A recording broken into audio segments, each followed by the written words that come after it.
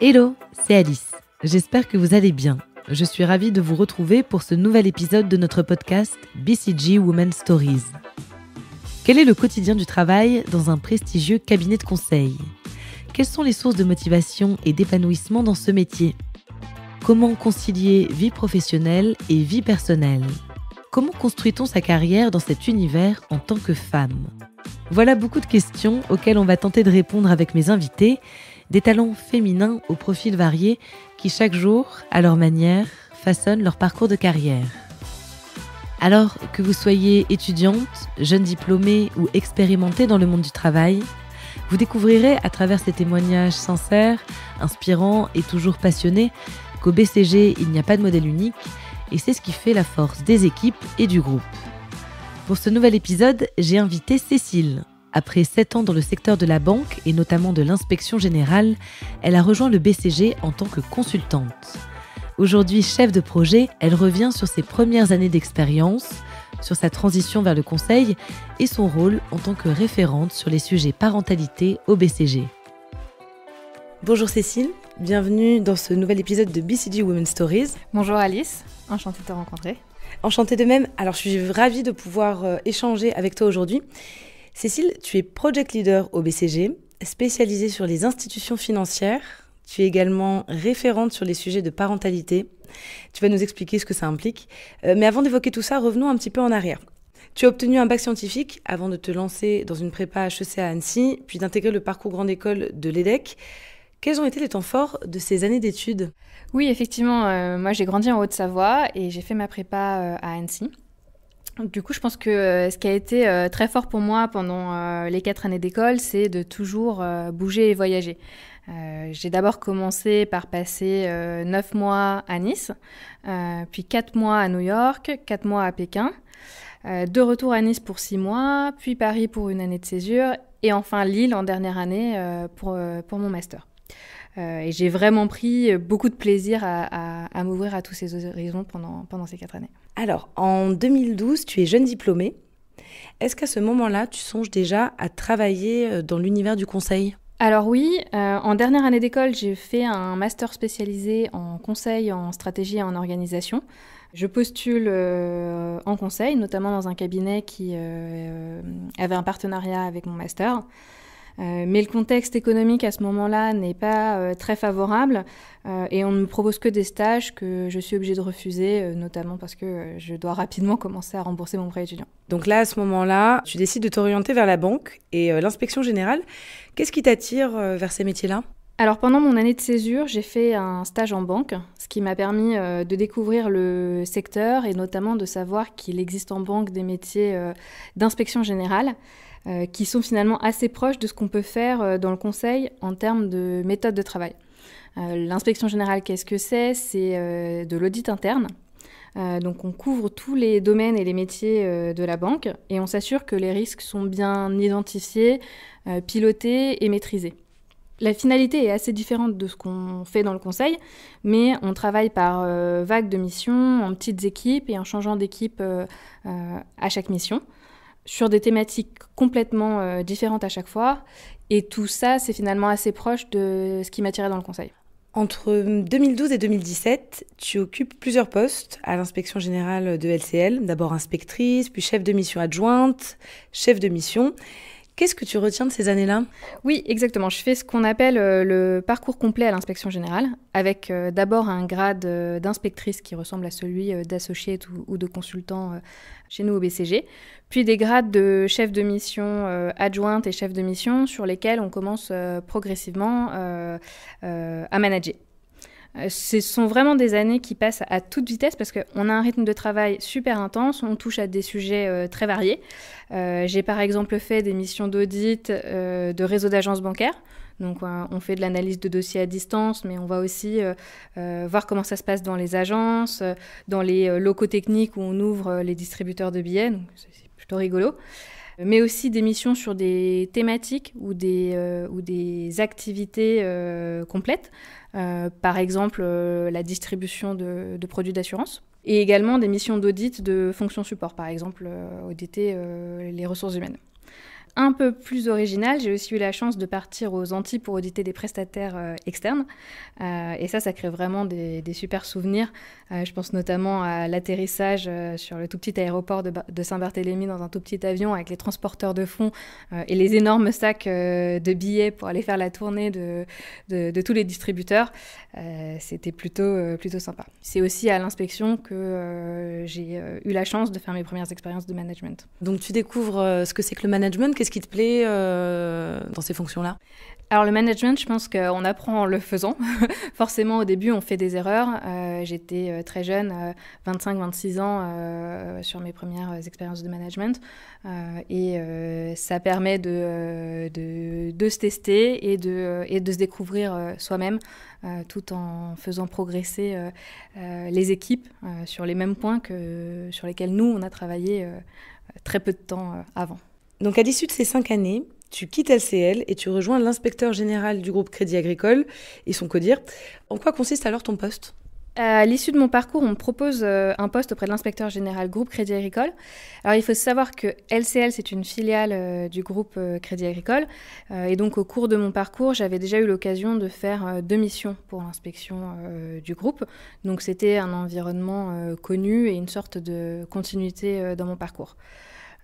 C'était vraiment une super opportunité parce que mon rôle à ce moment-là était d'accompagner l'inspecteur général, qui est un membre du CODIR d'une grosse boîte du CAC 40, sur ses communications stratégiques. Donc quel message on fait passer au directeur général, au conseil d'administration, au régulateur, etc. Et puis j'avais également plein d'autres petites missions comme petites et grandes missions, comme préparer le plan d'audit annuel en lien avec toutes les filiales du groupe et piloter et manager les ressources de l'inspection qui travaillaient sur les projets transverses. On est maintenant en 2019, commence à se poser la question de ta prochaine étape professionnelle et là tu es contactée par un cabinet de recrutement. Raconte-nous un petit peu. Alors à l'époque, j'étais très bien dans mon rôle, je ne m'attendais pas du tout à cet appel à ce moment-là et je raccroche presque sur le champ en disant que je ne suis pas intéressée.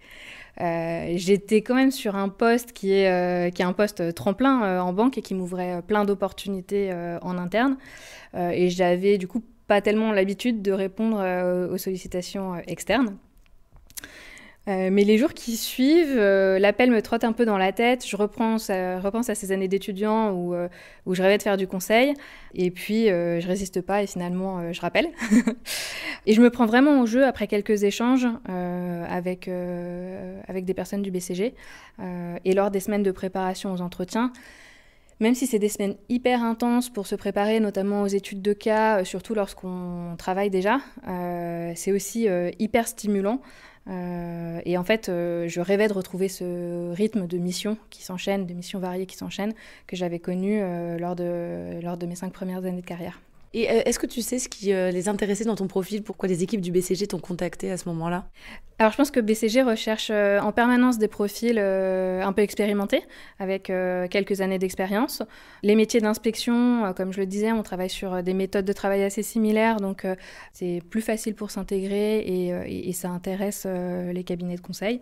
Et puis, on apporte, avec notre ancienneté, un certain bagage, une maturité et des choses supplémentaires par rapport aux jeunes diplômés. Tu rejoins donc le BCG et pendant 2 ans, tu exerces le métier de consultante. Qu'est-ce que tu apprends durant cette période ? Comment se déroule l'intégration au BCG ? Quand, comme toi, on a passé plusieurs années dans un autre environnement et en l'occurrence, dans ton cas, dans l'environnement de la banque. Alors l'intégration dans un cabinet de conseil, quand on a déjà une première expérience avant, c'est jamais hyper facile. Il faut savoir faire preuve d'humilité et accepter de réapprendre les bases d'un nouveau métier, d'être managé quand on a été manager. Mais pour moi, les méthodes de travail, comme je le disais, étaient assez proches de ce que j'avais connu. Et puis, on est vraiment mis dans des bonnes conditions au BCG sur les premiers mois pour que ça marche. Et donc, on est très bien accompagné. Moi, par exemple, j'ai commencé par un projet sur le secteur bancaire pour apprendre les bases du métier sur un environnement connu avant d'aller explorer d'autres secteurs. Donc, finalement, je prends assez rapidement mes marques et assez vite, je me sens à l'aise sur les missions. En 2022, tu deviens project leader et tu te spécialises sur le sujet des institutions financières. C'était une évidence pour toi de choisir une spécialisation en lien avec ce que tu faisais avant d'entrer au BCG ? Oui, c'était très naturel. J'étais déjà relativement proche de la practice lors de mes 2 premières années de consultante. Et alors, j'étais très contente de profiter de ces 2 premières années en tant que consultante pour aller explorer d'autres secteurs et d'autres univers. Notamment, j'ai travaillé sur le secteur de l'énergie. Et c'est aussi ça qui participe à la richesse d'une expérience au BCG. Mais le fait de s'affilier, quand on commence à passer les grades, ça permet de se sentir plus à l'aise dans son rôle et puis de monter en compétences. Et puis c'est surtout aussi rejoindre un collectif et renforcer son sentiment d'affiliation au bureau. Pour comprendre un petit peu mieux justement ce que ça implique, ces différents sujets sur lesquels tu as pu travailler, est-ce que tu peux me parler de quelques projets qui t'ont marqué depuis ton arrivée au BCG sur lesquels tu as travaillé ? Oui, alors plus qu'un projet en particulier, c'est surtout la variété des projets que j'ai pu réaliser qui me plaît beaucoup. Par exemple, j'ai travaillé 2 fois pour un client du secteur de l'énergie sur des métiers qui m'étaient totalement inconnus et ça c'est super enrichissant. Et même maintenant que je suis spécialisée sur les institutions financières, j'ai eu l'occasion de faire des choses très différentes. Par exemple, mon dernier projet, c'était sur le crédit conso et le leasing auto. Donc un domaine super intéressant et proche de ce qu'on peut, d'un parcours client qu'on peut vivre dans notre quotidien. Le projet d'avant, c'était la trajectoire net zéro d'une banque. Donc ça, c'est vraiment au cœur des priorités qu'on pousse actuellement chez nos clients. On les aide à mesurer leurs émissions carbone, à définir une trajectoire de réduction de leurs émissions et à mettre en place les plans d'action pour y arriver. Qu'est-ce qui te plaît le plus dans ton métier aujourd'hui ? Je pense que ce qui est super enrichissant dans ce métier, c'est à la fois de travailler sur des sujets très variés, mais aussi au contact de personnes brillantes et super motivées. Ça, c'est hyper plaisant au quotidien de venir au travail et d'être entouré de personnes qui ont envie de faire avancer les choses et faire bouger les choses, et d'équipes qui sont super motivées pour avancer. Et puis, on travaille sur des thématiques qui sont au cœur des préoccupations de nos clients, qui sont les clients du CAC 40, les entreprises qu'on voit dans notre quotidien. Et c'est super intéressant d'être confronté à leurs problématiques et de pouvoir les aider à y répondre. Et par rapport à la période où tu étais étudiante ou tout juste diplômée, où tu voulais travailler dans l'univers du conseil, et aujourd'hui où tu as déjà plusieurs années d'expérience dans ce milieu-là, est-ce que y a des sujets, des modes de fonctionnement sur lesquels tu as changé d'avis ou sur lesquels tu as été surprise en connaissant un petit peu mieux les coulisses de ces métiers-là ? Alors, ce que je dis souvent aux personnes qui me contactent lors de leur process de recrutement, c'est que moi, j'avais une image du conseil où c'était quand même un métier qui était dur et difficile et potentiellement avec des collègues un peu difficiles. Et j'ai été très surprise en arrivant sur la bienveillance des équipes, à la fois au moment de l'intégration, mais après, tout au long du parcours. On est vraiment entouré de personnes qui, même si elles sont très exigeantes sur le fond et sur le métier et sur la qualité des travaux, sont très humaines et bienveillantes et très humbles. Et ça, c'est assez différent de ce que je m'étais projetée. Au BCG, tu es également référente sur les sujets de parentalité. Qu'est-ce que ça veut dire d'abord et pourquoi c'était important pour toi de t'engager sur cette thématique-là dans le cadre professionnel ? Alors j'avais plus de 30 ans quand j'ai rejoint le BCG et j'étais à un moment de ma vie où se posait déjà la question d'avoir des enfants.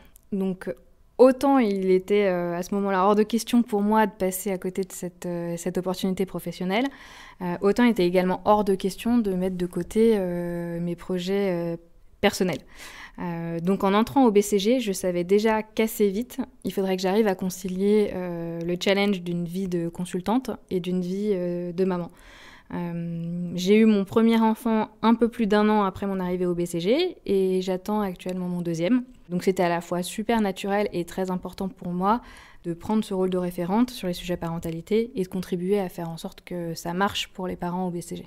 Alors on est un groupe de papas et de mamans qui sont consultants ou sur des fonctions support au BCG et on propose des mesures pour aider les parents à concilier leur vie pro et leur vie perso au BCG.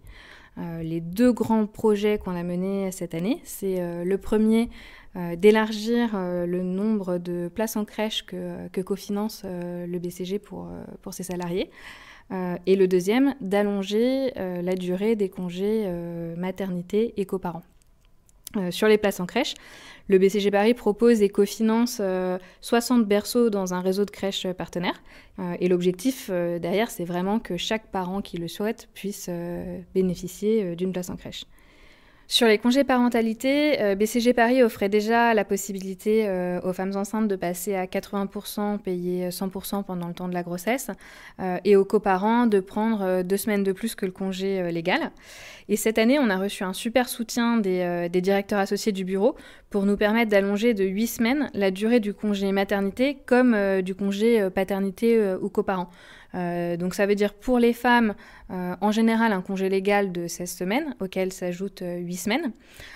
Et pour les coparents, un congé légal de 4 semaines, auquel viennent s'ajouter 8 semaines BCG. On propose aussi différentes options de flexibilité en fait, pour s'adapter aux besoins de chacun et aux différentes situations familiales. Donc en fait, c'est 8 semaines supplémentaires. Soit on les prend d'un coup pour allonger le congé maternité ou coparent, soit on peut transformer une partie de ce temps supplémentaire en temps partiel payé à 100% pour faciliter le retour au travail. Donc ça, c'est vraiment une super nouvelle pour que tous les parents puissent prendre le temps nécessaire en famille avant de revenir au bureau dans des bonnes conditions. Comment est-ce que tu envisages les prochaines années ? Quelles sont tes envies et tes projets pour la suite ? Alors, j'ai jamais vraiment eu de plan de carrière très défini. Jusqu'à présent, j'ai surtout saisi les opportunités lorsqu'elles se présentaient et profité à fond de tout ce qu'avaient à m'offrir les postes sur lesquels j'ai été. Donc, je ne sais pas encore si j'irai jusqu'à une élection directeur associé. Mais pour l'instant, je me sens bien au BCG. J'ai trouvé mon rythme sur les projets. Et j'ai aussi trouvé d'autres sources de motivation grâce à mes implications dans la vie du bureau. Donc c'est très motivant pour moi, je fonce et puis on verra bien ce que l'avenir me réserve. Très bien, moi je te souhaite plein de belles choses pour la suite. Merci beaucoup d'avoir accepté de partager un petit peu ton parcours. Merci Alice. C'est la fin de cet épisode. Merci de nous avoir écoutés. J'espère que ce témoignage vous a permis de mieux comprendre le métier de consultante, la culture de l'entreprise et pourquoi pas de vous projeter vous aussi dans une carrière dans le conseil au BCG. Je vous donne rendez-vous dans quelques semaines pour le prochain épisode.